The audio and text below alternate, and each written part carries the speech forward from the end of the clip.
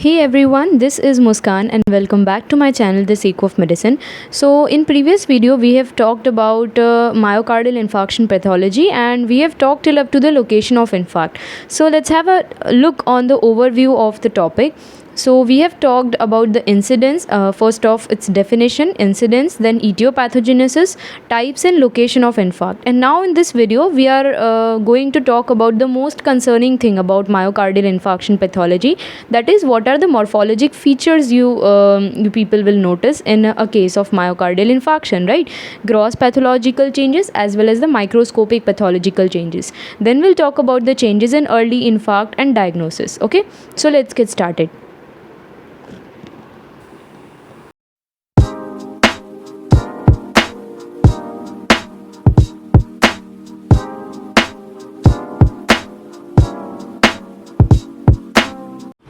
Okay so here we are talking about the morphologic features, जिसमें gross और microscopic changes जो है वो बड़े ध्यान से हमें याद रखने.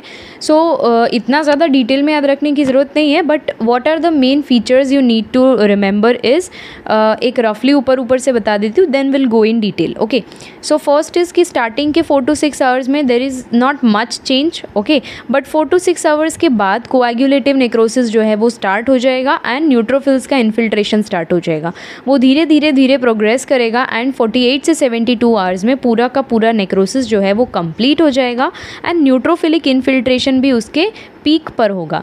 But then what happens is, third day के बाद से जो न्यूट्रोफिल्स हैं उनका फेगोसाइटोसिस होना, उनका नेक्रोसिस होना स्टार्ट हो जाएगा, बिकॉज वहाँ पर जो है पिगमेंटेड मैक्रोफेजेस आ जाएंगे. ओके, पिगमेंटेड मैक्रोफेजेस क्यों? बिकॉज उसके अंदर एक पिगमेंट होता है that is yellow brown lipofuscin. Okay, तो और दूसरा एक पिगमेंट होता है दैट इज़ हीमोसिडरीन जो कि गोल्डन ब्राउन होता है. ओके, ये पिगमेंट तो थोड़ा डिटेल की बात हो गई, बट वहाँ पे मैक्रोफेजेस आ जाते हैं. देन मैक्रोफेजेस आने के बाद वो न्यूट्रोफिल्स का तो नेक्रोसिस कर ही रहे हैं, लेकिन जो भी हमारे डेड मायोफाइबर्स हैं उसका भी ये नेक्रोसिस करेंगे, उसका भी डाइजेशन करेंगे एंड धीरे धीरे उसको रिमूव कर देंगे एंड वहाँ पर कोलाजन का डिपोजिशन भी इंक्रीज़ कर देंगे. ओके, सो वहाँ पर फाइब्रोकोलाजेनिक डिपोजिशन इंक्रीज़ हो जाएगा and by the time 4th से 6th वीक के अंदर अंदर पूरा जो है स्कार फॉर्मेशन हो जाता है एंड वो पूरा हील हो जाता है. Okay, so this is what it happens. मैंने सुपरफिशियली बताया, now will talk in deep. Okay, so first week पहले तो 0 to ½ an आवर्स में कोई ज़्यादा चेंजेस नहीं है,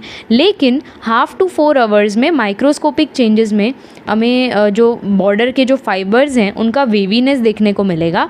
देन आता है 4 to 12 आवर्स. तो 4 to 12 आवर्स में ग्रॉस चेंजेस में डार्क मॉटलिंग होगा और ज़्यादा कुछ होगा नहीं. नाउ यहाँ पर अर्ली कोएगुलेशन नेक्रोसिस स्टार्ट हो जाएगा, इडीमा रहेगा, हैमरेज रहेगा and neutrophilic infiltration will start. Plus myocytolysis, मतलब मायोसाइट्स जो है उनका लिसिस यानी कि ब्रेकडाउन जो है वो हमें इस पीरियड में देखने को मिलता है. देन इस 12 to 24 आवर्स, तो 12 to 24 आवर्स में क्या चेंजेस देखने को मिलते हैं? वही grossly there is dark mottling areas, right, but sometimes बाहर से ही हमें साइनोटिक रेड पर्पल एरियाज दिखने लगते हैं फॉर हैमरेज. अब यहाँ क्या होता है, कोएगुलेटिव नेक्रोसिस जो है वो स्टिल फर्दर प्रोग्रेस करता है, न्यूट्रोफिलिक इन्फिल्ट्रेशन प्रोग्रेस करता है. With in 1 to 3 days mottling जो है वहाँ पर येलो टैन हो जाएगा, मतलब जो इन्फार्क्ट का सेंटर है वो हमें येलोइश जैसा दिखेगा, it will be pale yellowish. Okay, and pale yellowish के बाद हमें माइक्रोस्कोपिक चेंजेस में क्या देखने को मिलेगा? कोएगुलेशन नेक्रोसिस जो है वो पूरा का पूरा वेल डेवलप्ड होगा, एकदम कंप्लीट हो जाएगा और न्यूक्लियाई और striations they are lost. Okay, interstitial infiltrate of neutrophils also occur, मतलब कि न्यूट्रोफिल्स जो है यहाँ पर एकदम पीक पर होते हैं. Now when we talk about 3 to 7 days, अब यहाँ पर जो है चेंज आना स्टार्ट हो जाता है. सबसे पहले तो ग्रॉसली बॉर्डर जो है वो हाइपरेमिक होती है. हाइपरेमिक से मेरा मतलब ये है कि बॉर्डर्स पर ब्लड सप्लाई जो है वो इंक्रीज हो जाता है, सेंटर जो है वो becomes yellow and soft. Okay, then अब यहाँ पर न्यूट्रोफिल्स के साथ तो मैक्रोफेज ने आके उसका फेगोसाइटोसिस कर लिया, मतलब वो स्टार्ट होने लगता है. So the neutrophils are necrosed and they gradually disappear. Okay, जो भी हमारे मैक्रोफेजेस के नेक्रोज्ड फाइबर्स हैं उनका धीरे धीरे रिसॉर्प्शन होने लगता है, यानी कि जो भी वहाँ पर वेस्ट चीज़ें हैं उनका अब्जॉर्प्शन होना स्टार्ट हो जाता है एंड फाइब्रोवास्कुलर रिस्पॉन्स का ऑनसेट जो है वो स्टार्ट हो जाता है. Okay, so beginning of disintegration of dead myofibres with dying neutrophils, early phagocytosis of dead cells by macrophage. Macrophages. Now what happens in 7 to 10 days, यानी कि जो सेकेंड वीक होता है मायोकार्डियल इन्फार्क्शन का, उसमें क्या क्या चेंजेस देखने को मिलते हैं? Maximally yellow tan and soft with depressed red tan margins, ये क्रॉस चेंजेस हो गए। नाउ माइक्रोस्कोपिक चेंजेस में क्या होता है, जो डेड सेल्स हैं उनका फेगोसाइटोसिस ऑलमोस्ट कंप्लीट हो जाता है एंड ग्रैन्युलेशन टिश्यू जो है वो स्टार्ट हो जाता है। अब यहाँ पर जो हमें मैक्रोफेजेस दिखेंगे they will be pigmented. Pigmented क्यों? Because of two substances. पहला तो है लाइपोफ्यूशन जो कि येलोइश ब्राउन होता है एंड दूसरा होता है हीमोसिडरिन जो कि गोल्डन ब्राउन होता है, राइट। सो यहाँ पर हमें पिगमेंटेड मैक्रोफेजेस दिखे। उसके साथ साथ we will see eosinophils, lymphocyte, plasma cell, ये सब का भी हमें इन्फिल्ट्रेशन देखने को मिलता है। देन 10 to 14th डे में what are the changes? Gross changes में जो इन्फार्क्ट की बॉर्डर्स है they are reddish grey and depressed margins होती हैं, ओके। एंड माइक्रोस्कोपिक चेंजेस में जो ग्रैन्युलेशन टिश्यू है, रिमेंबर कहीं पर भी अगर ग्रैन्युलेशन टिश्यू अपीयर होता है दैट मीन्स कि वहाँ पर हीलिंग जो है वो स्टार्ट हो चुकी है, okay. So granulation tissue is well established here, new blood vessels appear हो जाते हैं, कोलाजन डिपोजिशन हो जाता है, right. And then 2 to 8 weeks में जो स्कार है वो और अच्छे से मतलब वेल डेवलप्ड हो जाता है, ग्रेइश वाइट होता है and it is progressive from border towards the core of the infarct, मतलब कि वो पेरीफेरी से अंदर की तरफ ग्रो होना स्टार्ट होता है। क्या? तो ग्रेइश वाइट जो हमारा स्कार फॉर्म हो रहा है वो। एंड माइक्रोस्कोपिकली कोलाजन डिपोजिशन जो है वो इंक्रीज़ होता है लेकिन उसकी cellularity will be decreased. Now more than 2 months में क्या चेंजेस देखने को मिलते हैं? हमारा स्कारिंग जो है वो कंप्लीट हो जाता है and dense collagenous scar is seen, okay. Now next we will see what are the changes जो हमें माइक्रोस्कोपिकली मतलब स्लाइड्स में देखने को मिलते हैं, ओके। सो फर्स्ट इमेज में this is the image of an healed myocardial infarction. So इसमें जो हमें येलोइश सेंटर दिख रहा है जो एरो करके रखा है, ये इंडिकेट करता है ये कहाँ पर है। सबसे पहले तो इसकी लोकेशन, ये लेफ्ट साइड का हमारा हार्ट है उसका क्रॉस सेक्शन लिया है, ओके। अब ये एंटीरियरली प्रेजेंट है उसके सेप्टा में। So what is it? It is an anteroseptal myocardial infarction, okay. अब इस एंटेरोसेप्टल मायोकार्डियम में क्या चीज़ें देखने को मिल रही है? जो येलोइश स्कार दिख रहा है that is because of healed fibrous tissues, okay. अब नेक्स्ट इमेज में what we can see during the first 24 hours हमें क्या चेंजेस देखने को मिलते हैं। सो फर्स्ट इमेज में ऊपर के जो ब्लू कलर के सेल्स हैं they are neutrophils. So neutrophils का इन्फिल्ट्रेशन जो है वो स्टार्ट हो चुका है बट वो इतना ज़्यादा नहीं है कि वो प्रीडोमिनेट करे, वो डोमिनेट करे, इतना ज़्यादा उसका इन्फिल्ट्रेशन नहीं है। नीचे जो ब्लू सेल्स दिख रहे हैं ना they are the nucleus of our cardiac muscle, okay, cardiac muscle fibres. Now in next image here in this B, these are the changes during the first 48 to 72 hours. Now here you can see कि जो neutrophils है वो हमें पूरी slide में dominate करते हुए दिख रहे हैं, मतलब कि ऑल ओवर हमें सिर्फ न्यूट्रोफिल्स का ही इन्फिल्ट्रेशन देखने को मिलता है, ठीक है। नाउ सी में व्हाट यू कैन सी जो बड़े बड़े सेल्स है they are the macrophages, new blood vessels दिख रही है और भी डिफरेंट सेल्स दिख रहे हैं, ठीक है। सो ड्यूरिंग 48 से at the end of 1 week what you can see infiltration of macrophages, proliferation of new capillaries and young fibroblasts. Done. Now what are the changes in the early infarct? So first if you see electron microscopic changes, so there is disappearance of perinuclear glycogen granules within 5 minutes of ischemia. ischemia होने के बाद जो nucleus के आजू बाजू glycogen granules होते हैं they start to disappear, okay. Within 20 to 30 minutes mitochondria का स्वेलिंग अप होना चालू हो जाएगा। ये क्यों होगा? बिकॉज जो अगर सेल इंजरी होती है and if it is irreversible cell injury तो कैल्शियम के इन्फ्लक्स की वजह से जो हमारा माइटोकॉन्ड्रिया है वो स्वेल हो जाता है, right. Disruption of the sarcolemma का डिसरप्शन हो जाएगा। Nuclear alterations like peripheral clumping of nuclear chromatin. अब दूसरे हमें न्यूक्लियस के चेंजेस क्या देखने को मिलते हैं कि जो हमारा क्रोमेटिन मटीरियल है उसका क्लम्पिंग होना स्टार्ट हो जाएगा, right. Okay, so the next thing is what are the chemical and histochemical changes. सबसे पहले तो जिस एरिया में मायोकार्डियल इन्फार्क्शन हुआ है वहाँ पर जो उसके पास ग्लाइकोजन रिजर्व था वो ग्लाइकोजन रिजर्व का डिप्लीशन होना स्टार्ट हो जाता है विद इन आधा घंटा to 1 hour, okay, 1 hour sorry. Then उसके बाद मायोकार्डियल फाइबर्स में लैक्टिक एसिड इंक्रीज़ हो जाएगा। क्यों? Because of anaerobic respiration. अब एनएरोबिक रेस्पिरेशन क्यों हो रहा है? बिकॉज इस्चीमिया हुआ है, right. Now next is potassium का लॉस होना from the ischaemic fibres.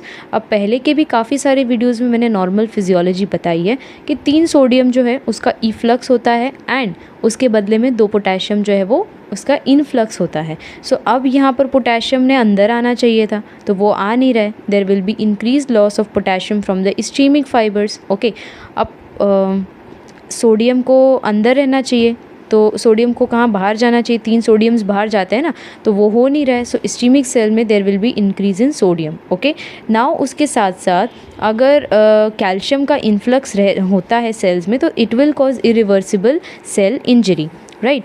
Now the next thing is the diagnosis. How will you diagnose a patient if he comes with certain types of symptoms and if he presents to you, तो कैसे diagnose करोगे?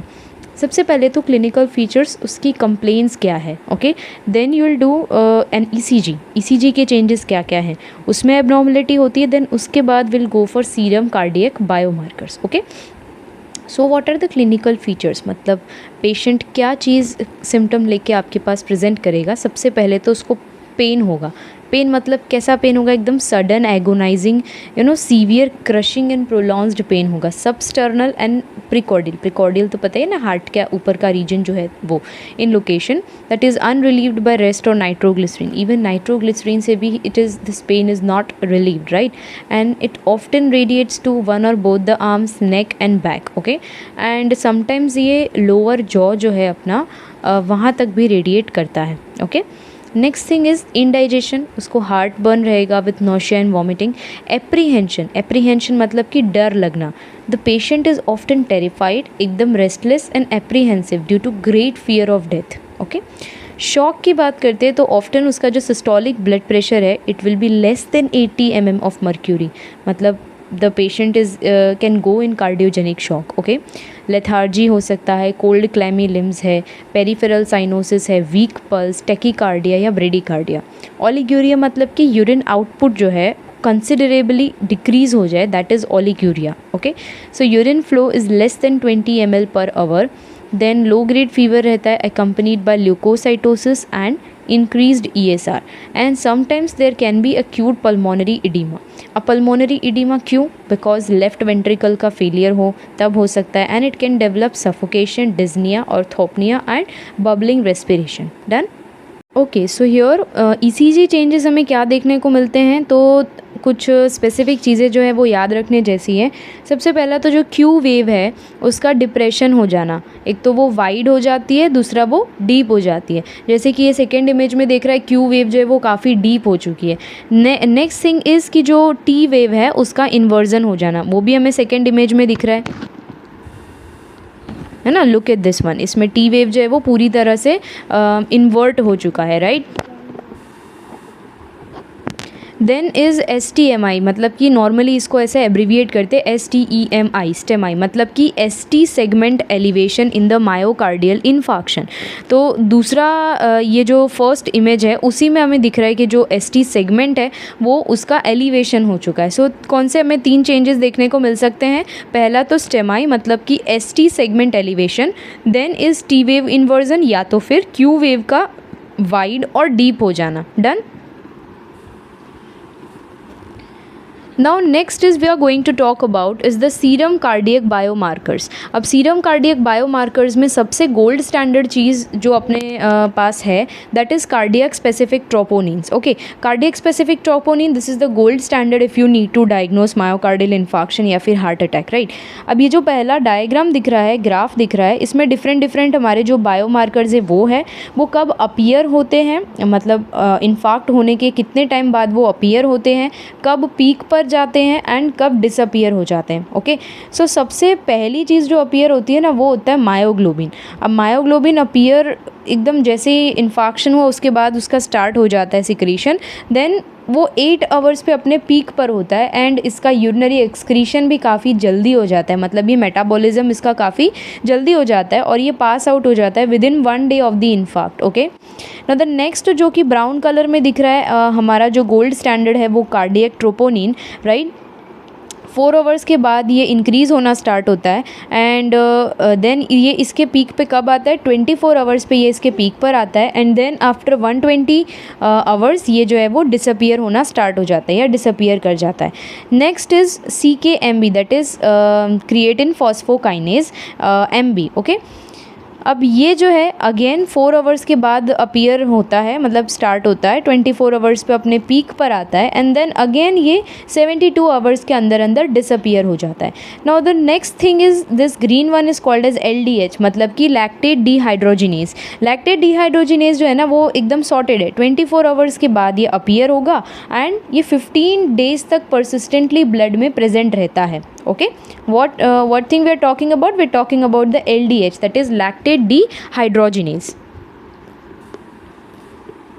Now we'll talk in detail about each and every enzyme. So first is creatine phosphokinase CK. So हमारे पास जो है ना creatine phosphokinase के 3 types होते हैं, CKMM, CKBB and CKMB. So उसमें से जो CKMB है वो कार्डियक स्पेसिफिक है। ओके, अब CKMM जो है वो कहाँ से आता है, वो स्केलेटल मसल से आता है। CKBB जो है वो कहाँ से आता है, ब्रेन और लंग्स में से आता है। ओके, CKMB तो है ही cardiac muscle specific, right, and ये 48 आवर्स के अंदर अंदर ब्लड में से डिसअपियर हो जाता है। Okay, the next one is the LDH, that is lactate dehydrogenase. Lactate dehydrogenase जो है वो myocardium, skeletal muscle, kidneys, liver, lungs, RBC इन सब में से सिक्रीट होता है। That means this is not myocardium specific. Okay, अगर हम स्पेसिफिक में LDH की बात करते हैं तो LDH में भी जो LDH1 है that is myocardial specific and as I said इसका एकदम सॉर्टेड रहता है। 24 आवर्स के बाद वो राइज होना स्टार्ट हो जाता है, 3 to 6 डेज तक वो अपने पीक पर पहुंचता है एंड अगेन 14 डेज तक परसिस्टेंट रहने के बाद वो नॉर्मल लेवल्स पर आ जाता है। Done. Now next is CTN। CTN मतलब cardiac troponin T। Okay, this is the gold standard for if we need to diagnose this heart attack, right. Troponins होते क्या हैं, वो एक kind of contractile muscle proteins होते हैं जो हमारे कार्डियक और स्केलेटल मसल्स में प्रेजेंट रहते हैं। So we have 2 types of cardiac troponin, first is CTN-T and next is CTN-I। Okay, so it rises very high after 4 to 6 hours of infarction और ये काफ़ी ज़्यादा लंबे टाइम तक मतलब ब्लड में प्रेजेंट रहता है। अगर CTN-I की बात करें तो ये 7 to 10 डेज तक प्रेजेंट रहता है। CTN-T की बात करें तो ये 10 to 14 डेज तक प्रेजेंट रहता है। Okay, next is the myoglobin. Myoglobin जो है ना वो सबसे पहले आ जाता है, मतलब कि इसको उतावड़ बहुत होती है, बहुत जल्दी आ जाता है ब्लड के अंदर after infarction, right. So this is the first marker to increase after myocardial infarction. दूसरी बात, आता भी जल्दी है और जाता भी जल्दी है, मतलब it is excreted rapidly from the urine and the levels return to normal within only 1 day. एक दिन के अंदर ही इसके लेवल्स जो है ना वो नॉर्मल पे आ जाते हैं। Okay, now what are the other supportive lab tests? These are important but not much important, right? They just give you an analysis कि okay myocardial infarction की वजह से ये changes आए हैं। okay, so first is PMN leukocytosis, that is polymorphonuclear leukocytosis। okay, leukocytosis मतलब कि increase हो जाना, ल्यूकोसाइट्स का इंक्रीज़ हो जाना। They appear within few hours after coronary ischaemia and persists for up to 1 week. हमने इसके माइक्रोस्कोपिक चेंजेस में देखा था, राइट। ESR भी इंक्रीज़ हो जाता है। We can check the lipid profile, CRP check कर सकते हैं, CRP ऑब्वियसली इंक्रीज रहेगा, राइट। यूरिन एनालिसिस है, सीरम क्रिएटिनिन चेक करेंगे, ग्लाइकोसिलेटेड हीमोग्लोबिन चेक करेंगे, right, HbA1c। Now, what are the complications of myocardial infarction? So first is arrhythmia. Just give me a minute. Okay, so arrhythmia क्यों होता है? Because हमारी जो conduction system है, जो AV node है, SA नोड है, हमारे इन दोनों नोड्स को या कंडक्शन सिस्टम को अगर इस्चीमिया की वजह से कोई टाइप की इंजरी होती है तो वो रिदम्स को कंट्रोल नहीं कर पाते हैं, that will lead to arrhythmia. Okay, दूसरी चीज़ कि अगर पोटेशियम जो है उसका लीकेज होना स्टार्ट हो जाए या तो फिर लैक्टेट या फ्री फैटी एसिड्स का कॉन्सेंट्रेशन इंक्रीज हो जाए टिश्यू फ्लूइड में, तो all this can lead to arrhythmia. Okay, congestive heart failure वो हो सकता है। अब congestive heart failure it may be in the form of right ventricular failure, है ना, लेफ्ट वेंट्रिकुलर फेलियर, या तो फिर दोनों हो सकता है। ओके। कार्डियोजेनिक शॉक की बात करते हैं। तो कार्डियोजेनिक शॉक हमने क्लिनिकल फीचर्स में देखा था कि पेशेंट का जो प्रेशर है, ब्लड प्रेशर है, systolic blood pressure less than 80 mmHg तक जा सकता है। So that can lead to cardiogenic shock. Okay. Then is mural thrombosis and thromboembolism. Mural मतलब कि within the wall. Okay. सो उसमें थ्रोम्बोसिस हो सकता है या फिर it can lead to thromboembolism also. अब ये क्यों होता है? It develops because of involvement of endocardium and subendocardium in the infarct and heart rate के स्लो हो जाने की वजह से। ओके। अब थ्रोम्बोएम्बोलाई तो पता ही है, थ्रोम्बस जो है वो छूट के अगर एम्बोलिज्म क्रिएट करता है और दूसरी जगह कहीं जाके लॉज होता है तो it may also create a problem, right. So thromboemboli from either source may cause occlusion of the pulmonary, renal, mesenteric, splenic, pancreatic या cerebral arteries, right, and they can cause infarcts in these organs. The next thing is rupture of the heart भी एक possible complication हो सकता है। It occurs most often अगर जो ventricular wall है उसका इन्फाक्शन हो इनटू द पेरिकार्डियल कैविटी, तो ये चीज़ हो सकती है, राइट। एंड अगर रप्चर हो जाता है तो फिर पेरिकार्डियम में ब्लड का कलेक्शन हो जाता है, दैट इज़ कॉल्ड एज हीमोपेरिकार्डियम, है ना। एंड कार्डियक टेम्पोनेट भी हो सकता है। देन कार्डियक एन्यूरिज्म भी हो सकता है।